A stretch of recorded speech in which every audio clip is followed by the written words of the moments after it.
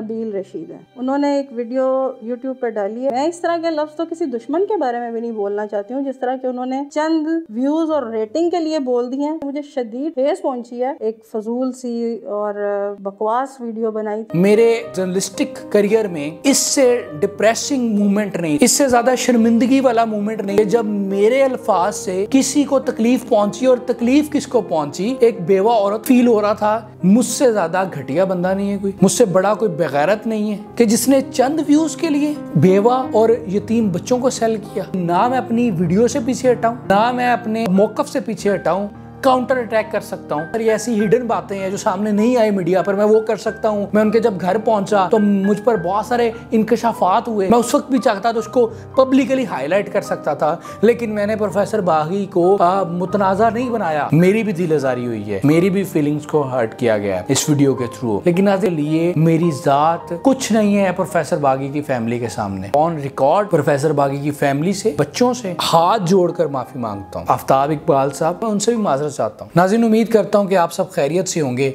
YouTube use करते हुए एक वीडियो मैंने देखी आफ्ताब इकबाल साहब के चैनल पर, और वो वीडियो प्रोफेसर बागी की बेवा की वीडियो थी।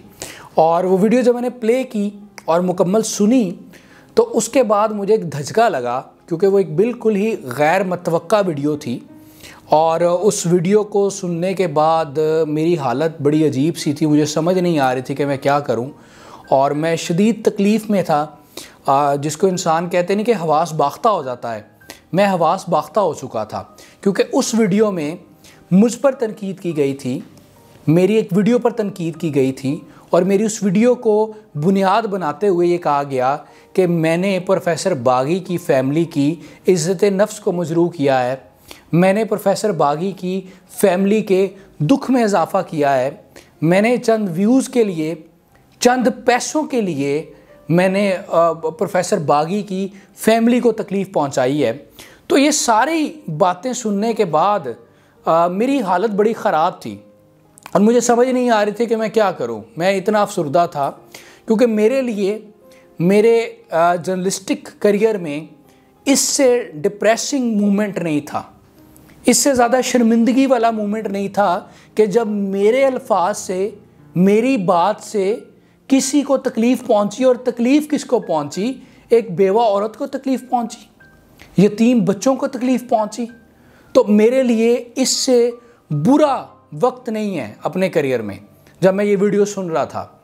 और मुझे ये फ़ील हो रहा था कि शायद इस दुनिया में मुझसे ज़्यादा घटिया बंदा नहीं है कोई, मुझसे बड़ा कोई बेगैरत नहीं है, मुझसे ज़्यादा बेहिस इंसान नहीं है कि जिसने चंद व्यूज़ के लिए, चंद पैसों के लिए बेवा और यतीम बच्चों को सेल किया। मतलब मुझे ये मेरे उस वक्त एहसास थे। लेकिन दूसरी तरफ मुझे एक तकलीफ़ थी, दुख था कि मेरा कोई प्लान नहीं था कि मैं इस तरह करूं। फिर क्यों इस तरह की वीडियो मेरे ख़िलाफ़ आई? मेरा ये मकसद नहीं था कि मैं उनकी दिलजारी करूं, मेरा किसी की दिलजारी करने का मकसद भी नहीं होता, तो फिर क्यों मेरे ख़िलाफ़ इस तरह की वीडियो आई? लेकिन उनके जज्बात, मैं उनके जज्बात की कदर करता हूँ। अब जबकि मैं ये वीडियो रिकॉर्ड कर रहा हूँ, इस वीडियो को रिकॉर्ड करने का मकसद कतन उनको काउंटर करना नहीं है, कतन उनके ख़िलाफ़ ज़रा सी बात करना नहीं है, कतन उनकी बातों को से डिसएग्री करना नहीं है। इस वीडियो का मकसद सिर्फ़ और सिर्फ मुझे अपनी अटेंशन क्लियर करना है कि मैंने वो वीडियो क्यों बनाई, क्योंकि ये मेरा बुनियादी हक है, ये मेरा बुनियादी इख्तियार है, क्योंकि मेरे भी एहसासात हैं, मेरे भी जज्बात हैं, मेरे पास भी दिल है। मतलब मुझे क्यों, मतलब आपने लोग कमेंट कर रहे हैं, मुझ पर तनकीद कर रहे हैं, ठीक है, सब लोगों के जज्बात की मैं कदर करता हूँ, क्योंकि वही हमारे देखने वाले हैं, उन्हीं की वजह से हम यहाँ पे बैठे हुए हैं, मैं आपके सामने गुफ्तगू कर रहा हूँ।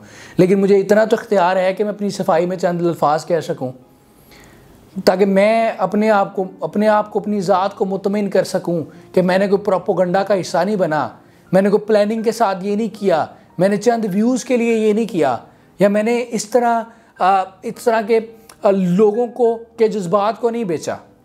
मैं ये क्लियर करना चाह रहा हूँ।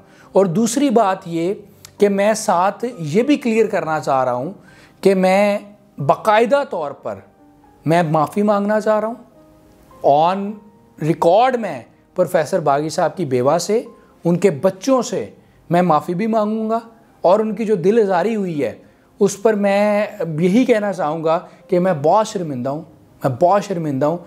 मैं नहीं ये चाह रहा था कि आपकी किसी सूरत भी दिल आज़ारी हो। लेकिन इसके साथ एक और बात कि ना मैं अपनी वीडियो से पीछे हटाऊँ, ना मैं अपने मौक़िफ़ से पीछे हटाऊँ। मैं हर्फ ब हर्फ हर चीज़ पर कायम हूँ और कायम हूँ क्योंकि मैं समझता हूँ कि मैंने कोई प्रोपेगेंडा नहीं किया, मैंने कोई प्लान वीडियो नहीं की। मुझे लगता है कि मेरी नीयत, मेरी अटेंशन साफ़ थी, इसलिए मैं अपनी तमाम चीज़ों पर अब भी कायम हूँ।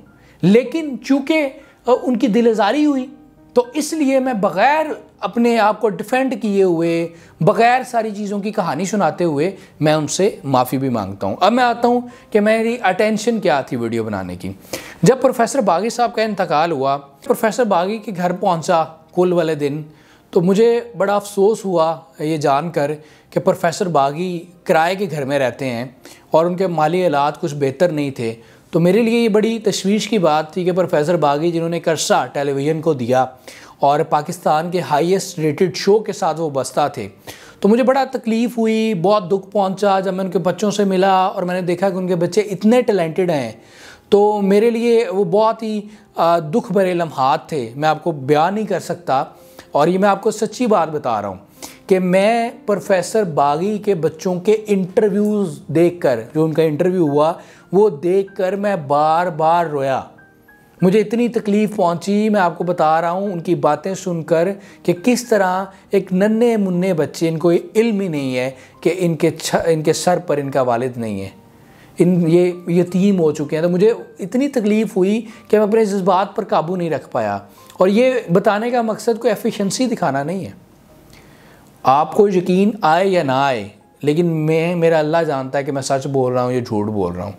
मैंने अल्लाह को जस्टिफाई करना है और मैंने ये कोशिश करनी है कि मैं प्रोफेसर बागी की फ़ैमिली को ये यकीन दिला सकूं कि मैंने कुछ भी बाय प्लान नहीं किया, ना ही मेरी अटेंशन थी।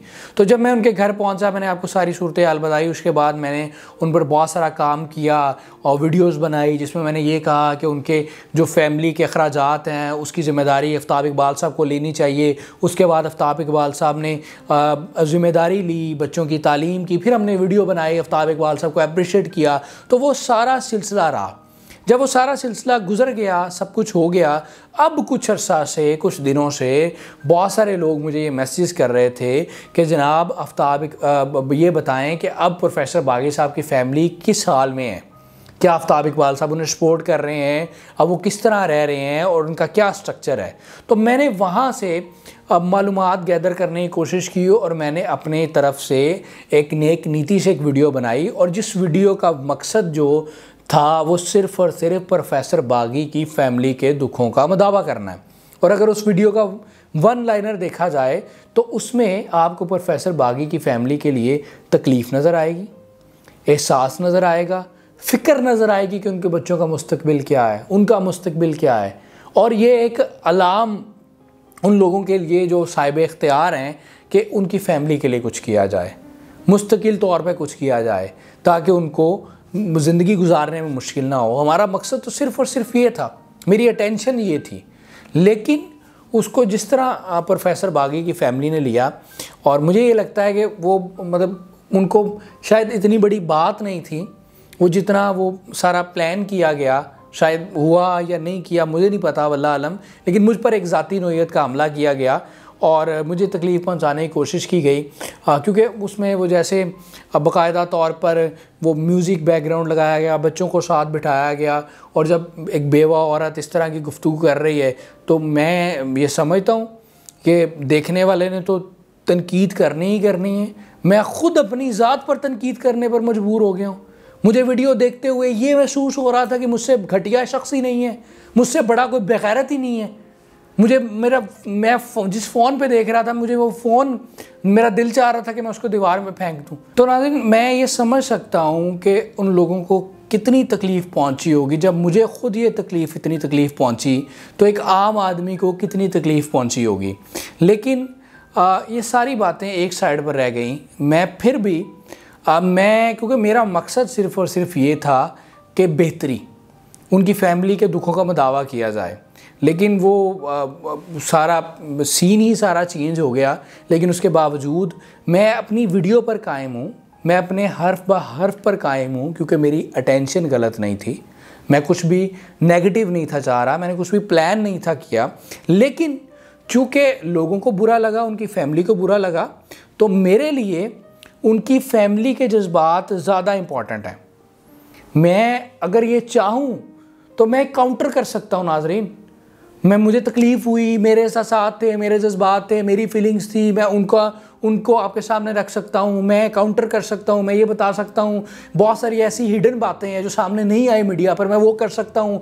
मैं उनके जब घर पहुँचा तो मुझ पर बहुत सारे इंकशाफात हुए, बहुत बड़े बड़े लोगों के वाले से इंकशाफात हुए। मैं उस वक्त भी चाहता तो ये बात कर सकता था, मैं उस वक्त भी चाहता तो उसको पब्लिकली हाईलाइट कर सकता था, लेकिन मैंने प्रोफेसर बागी को मुतनाज़ा नहीं बनाया, उनके इंतकाल पर उनको मुतनाज़ा नहीं बनाया। मैं अब भी जब आपके सामने बैठा हूँ, मुझ पर तनकीद हुई है, मैं उस वक्त भी काउंटर अटैक कर सकता हूँ, मैं उस वक्त भी वो सारी हिडन चीज़ें आपके सामने रख सकता हूँ। मैं उस वक्त भी बता सकता हूँ कि प्रोफेसर बागी की फैमिली के लोगों ने, उनके दोस्तों ने मुझ पर कौन कौन से राज जो आश्कार किए। लेकिन मैं फिर वही बात कर रहा हूँ कि मैं नहीं करूँगा।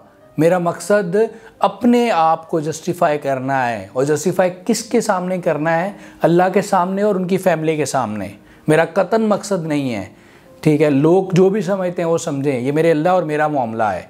लेकिन मैं आपको एक बार फिर आपको मैं तब बताना चाह रहा हूँ कि मेरी अटेंशन ये नहीं थी, और मेरे माफ़ी मांगने का सिर्फ मकसद ये है कि जो उनकी दिल आज़ारी हुई है वो नहीं होनी चाहिए थी।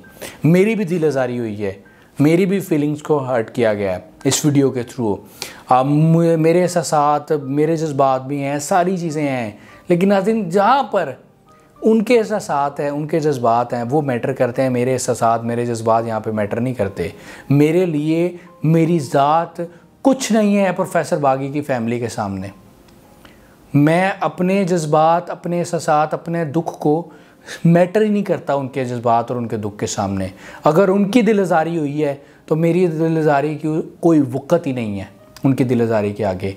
इसलिए मैं ऑन रिकॉर्ड प्रोफेसर बागी की फैमिली से, प्रोफेसर बागी के बच्चों से मैं हाथ जोड़कर माफ़ी मांगता हूँ, और मैं बहुत शर्मिंदा हूँ कि ये नहीं होना चाहिए था, मेरी अटेंशन नहीं थी, ये नहीं होना चाहिए था। लेकिन मैं फिर भी आपसे माफ़ी मांगता हूँ। जिन लोगों को बुरा लगा, मैं उन तमाम बाप से हाथ जोड़कर माफ़ी मांगता हूँ।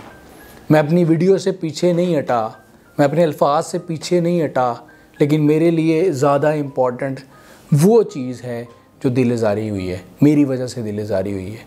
मेरी अटेंशन जो भी थी, लेकिन उनकी दिल आज़ारी हुई है, ये मेरे लिए काबिल कबूल नहीं है, इसको मैं बर्दाश्त नहीं कर सकता। और आखिर में दो बातें मैं और ज़रूर आपके साथ शेयर करना चाहूँगा। एक बात ये कि आफ्ताब इकबाल साहब पाकिस्तान के एक बहुत बड़े स्टार हैं, उनकी बड़ी कंट्रीब्यूशन है पाकिस्तान में। अगर उनकी फीलिंग्स हर्ट हुई, क्योंकि उनका प्रोफेसर बागी के साथ एक दरीना ताल्लुक़ था, और उन्होंने ये इस वीडियो को अपने यूट्यूब चैनल की कम्युनिटी दी, उन्होंने शेयर की और वहीं से मैंने देखी। इसका मतलब ये है कि उन्होंने प्रोफेसर बागी की बेवा की बातों को इंडोर्स किया। अगर उनकी दिल आज़ारी हुई है तो मैं उनसे भी माज़रत चाहता हूँ। मैंने हमेशा प्रोफेसर आफ्ताब इकबाल साहब की बातों को अप्रिशिएट किया है। जब उन्होंने ऐलान किया तो उसके अप्रिसिएशन में वीडियो बनाई। उससे पहले भी आफ्ताब इकबाल साहब पर जब प्रोफेसर बागी साहब ने तनकीद की थी किसी दौर में, जब उन्होंने शो छोड़ा था, मैंने तब भी उनके हक़ में वीडियो बनाई थी आफ्ताब इकबाल के। मैंने हर मुश्किल वक्त में आफ्ताब इकबाल के हक़ में वीडियो बनाई। मैं समझता हूँ कि वो ताज़ा हवा का एक झोंका है, उन्होंने बहुत पॉजिटिविटी क्रिएट की है। लेकिन इस मामले में अगर उनकी दिल आज़ारी हुई है तो मैं उनसे भी माज़रत चाहता हूँ। और आखिरी बात, एक छोटा सा गिला मैं अपनी बहन से करना चाहूँगा कि आपने जो बात की एक पिछली, कि मैंने प्रोफेसर बागी साहब ने जब दोबारा रीजॉइन किया था आफ्ताब इकबाल को, तो उस वक्त मैंने एक वीडियो बनाई थी। तो मैं उनको सिर्फ ये कहना चाहता हूँ कि मैंने वीडियो ज़रूर बनाई थी, और उन्होंने कहा जी उस वीडियो में भी उन्होंने चाहा कि आबिद के रेपो को हर्ट किया जाए और उनको, उनकी शोहरत को नुकसान पहुँचाया जाए। तो मेरी बहन, मसला ये है कि उस वक्त भी मेरा कतन ये दिल नहीं था। मैं एक जर्नलिस्ट हूँ, मैं एक यूट्यूबर हूँ, मेरे साथ लाखों लोग वाबस्ता हैं जो मेरा कंटेंट देखते हैं, तो मेरा ये कंटेंट देना ही मेरा मकसद है। तो मैंने सिर्फ और सिर्फ ये खबर दी थी उसी तरह जिस तरह सारे यूट्यूबर्स, सारा मीडिया हाउसेस खबर देते हैं। तो मैंने ये खबर दी थी कि प्रोफेसर बागी ने आफ्ताब इकबाल की टीम को रीजॉइन कर लिया है। मैंने ये खबर दी थी कि वो दोबारा प्रोफेसर बागी आफ्ताब इकबाल के प्रोग्राम का हिस्सा होंगे। मैंने उस खबर की डेप्थ में, उसकी तफसील में जाकर ये बताया था कि क्यों छोड़ा था प्रोफेसर बागी ने, और बताया था कि प्रोफेसर बागी ने आफ्ताब इकबाल पर तनकीद की थी और फिर छोड़ा था, और क्लिप भी चलाए थे, मैंने चलाए थे। लेकिन उसके बाद उन्होंने दोबारा ज्वाइन कर लिया, सारे मामलात बेहतर हो गए, उस पर आफ्ताब इकबाल ने भी बात की। तो मैंने ये बहन मेरी खबर दी थी और ख़बर देना मेरा काम है। अगर मैं ख़बर नहीं दूंगा तो मुझे फ़ायदा ही नहीं यहाँ बैठने का। लोग मुझसे एक्सपेक्ट करते हैं, लाखों लोग मुझसे जुड़े हुए हैं और वो यही खबरें सुनना चाहते हैं। आफ्ताब इकबाल के हवाले से मेरी अच्छी खासी रेटिंग है, ऑडियंस है, और वो ये देखना चाहते हैं कौन चला गया, कौन आ रहा है, और वही मैं काम करता हूँ।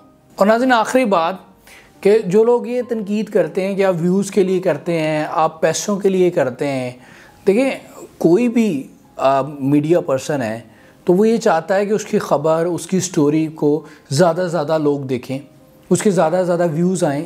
या ये कोई भी यूट्यूबर है, आप जितने लोग देख रहे हैं, हर किसी का कोई ना कोई पसंदीदा यूट्यूबर होगा, उसकी भी टेंशन यही होती है काम के हवाले से कि उसको ज़्यादा से ज़्यादा लोग देखें, उसके ज़्यादा से ज़्यादा व्यूज़ आएँ, क्योंकि उसका काम ही यही है। तो मेरा काम ही ये है कि ज़्यादा से ज़्यादा व्यूज़ आएँ और ज़्यादा से ज़्यादा लोग देखें, एक बात। दूसरी बात कि जी पैसे कमा रहे हैं, देखिए आप, सारी दुनिया पैसे कमा रही है यूट्यूब से। आज मैं आफ्ताब इकबाल साहब को सुन रहा था, वो कह रहे थे मुझ पे जितनी तनकीद होती है वो तनकीद से मेरी व्यूवरशिप बढ़ जाती है, और जो व्यूवरशिप बढ़ती है उससे मैं आपको बता नहीं सकता है कितना मुनाफा मुझे होता है। हर क्रिकेटर जिसने यूट्यूब चैनल बना रखा है, हर एंकर जिसने यूट्यूब चैनल बना रखा है, वो पैसों के लिए करता है और उससे अच्छा खासा मुनाफा कमाता है। हम तो एक हमारे नज़दीक तो अब हमारे काम की प्रेफरेंस ज़्यादा है, उससे पैसा जुड़ा है, डेफिनेट जुड़ा हुआ है, लेकिन काम की प्रेफरेंस ज़्यादा है कि हमारे साथ जो लाखों लोग जुड़े हुए हैं वो हमें देखना चाह रहे हैं, वो ये जानना चाह रहे हैं कि आफ्ताब इकबाल के प्रोग्राम में कौन आ रहा है, कौन वापस जा रहा है, प्रोफेसर बागी की फैमिली इस वक्त कहाँ पर है, किस साल में है, वो लोग देखना चाह रहे हैं, सुनना चाह रहे हैं। तो हम उनके लिए काम करते हैं, उसके साथ ही सारी चीज़ें रिलेटेड है। लेकिन ये 110% ये बात है कि हमारा कतई ये मकसद नहीं होता कि हम पैसे और व्यूज़ के लिए लोगों की दिल आज़ारी करें या लोगों के जज्बात को मजरूह करें। और अगर किसी के जज्बात मजरूह हुए हैं तो पहले भी हमने ये हाथ रखा है। और देखें, इस वीडियो में 2, 3 बार 4 बार ये जिक्र किया गया कि आफ्ताब इकबाल साहब के साथ बड़े अच्छे ताल्लुकात हैं और वो मुकम्मल टेक केयर कर रहे हैं, वो राब्ते में है, वो फ़ोन भी उठाते हैं। तो ये एक बहुत बड़ी अच्छी बात है, बड़ी खुशाइंद बात है। और मैं जैसे उनको भी मैंने माजरत की आफ्ताब इकबाल साहब से, तो अगर वो इन टच हैं, वो राब्ते में हैं और वो ख्याल रख रहे हैं, तो हमारा मकसद ही सिर्फ ये था। हमने पहले दिन से ही हर वीडियो में आफ्ताब इकबाल का जिक्र करने का मकसद सिर्फ ये था कि वो टेक केयर करें, और इस वीडियो में भी उनका जिक्र करने का मकसद सिर्फ यही है कि यार वो कभी भी किसी भी सूरत प्रोफेसर बागी के बच्चों को तनहा ना छोड़ें। हमारा तो मकसद ही बार बार आफ्ताब इकबाल साहब का जिक्र करने का यही है। और जो आपने 4 बार 3-4 बार उनका जिक्र किया, तो हम भी उनको एडमिट करते हैं।